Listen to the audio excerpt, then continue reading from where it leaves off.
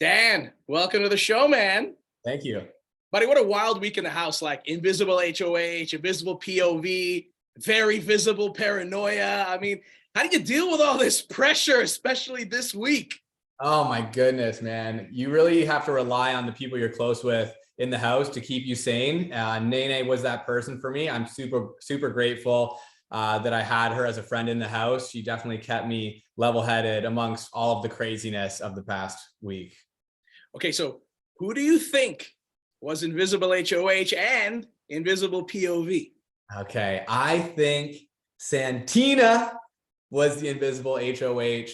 I was trying to read like her facial expressions and how she carried herself in conversations about the HOH. So I do believe it was her. There's a chance I think it could have been Renee, but my mind is telling me Santina. And for the POV, I think it's either Ty or Hope.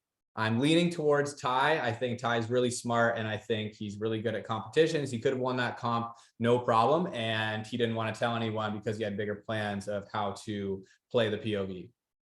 Speaking of pressure, take me back to that pressure cooker in the kitchen. You, Ty, Santina, Renee. I mean, it's awesome drama to watch from home on a couch. You're like, oh, give me the popcorn, you know what I mean? But you got to navigate this explosive situation. So yeah, take us through that. Yeah, so Ty and myself, I know Ty, who knows, maybe Ty's the HOH, but assuming that it's Santina or Renee, Ty wanted to put the pressure on them by having them in the same room and have them have a conversation with each other as well as him. I just happened to be around the corner when the conversation started, so I jumped in because, you know, it's partly about me, and so I wanted to kind of throw my piece in there where I could. But it was nice just getting to watch Ty kind of drill Santina and put the pressure on her and see if she was going to slip up with anything. And I just kind of chimed in whenever I felt necessary. There's been a lot of drama, a lot of blowups this season, and really we're not too far into the season. So like, is it a lot to dissect when things cool down, or do you like live for the drama?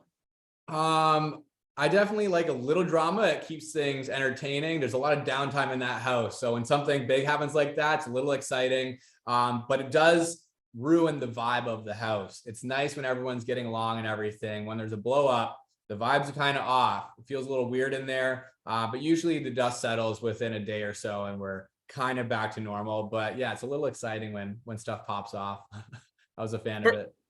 First member of the jury, man, you got a big responsibility helping pick this season's winner.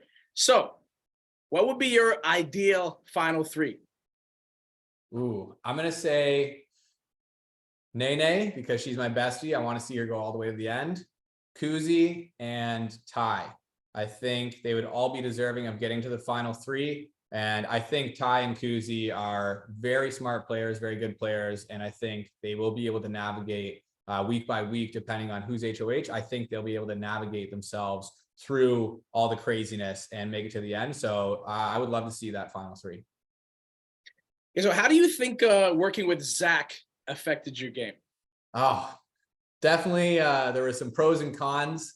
The con was that I thought we were a lot closer than we were in the beginning. And then I realized after that he had a lot other alliances, not including me. But in the end, I think, you know, it was I was in too deep in order to go against him. So I decided that it was best for me to just stick it out with him. But in the end, being associated with Zach, I think was to my detriment because it kind of put more of a target on my back when he left the game. So I think in the end, it wasn't the best for me, but you know, shit happens. Listen, and on that, we've got to know, why do you think Ty is still in this game and you're not? Well, he did take himself, or someone took Ty off the block after the POV comp. Could have been Ty that took himself off the block, but if it wasn't, if it was someone else, then he must have made a really good pitch to whoever the POV holder was this past week. I think if it was me and him on the block going into the eviction, that I would have had a way better chance than going up against CC. But yeah, him getting himself off the block via himself winning the comp or by pitching to someone else, he earned it. And you know, the game of Big Brother, obviously it's a complicated one. And the fans want to know, listen, will they, can they? Santina, Renee, you were around them long enough to know. You think they'll be friends outside of this house? Ooh, I think I'd like to think so, yes. Hopefully both of them understand this is just a game, and hopefully there's no hard feelings outside the house. Tempers run high and you do feel cheated and backstabbed in certain moments, but I'd like to think that they'll realize it's all part of the game and they can be friends outside the house. Speed round. Are you ready? Yep. All right. Most strategic player in the house right now. Ty. Most underrated player. Kuzi. Who needs to wake up and start playing this game? Johnny. Who? Johnny. Okay. Jonathan. Funniest overall player this season. Daniel. No doubt. Daniel. If blank wins the game, I'm going to lose all faith in humanity. Santina. Oh! And I hope blank wins it all. I'm going with Nene. My girl, Nene.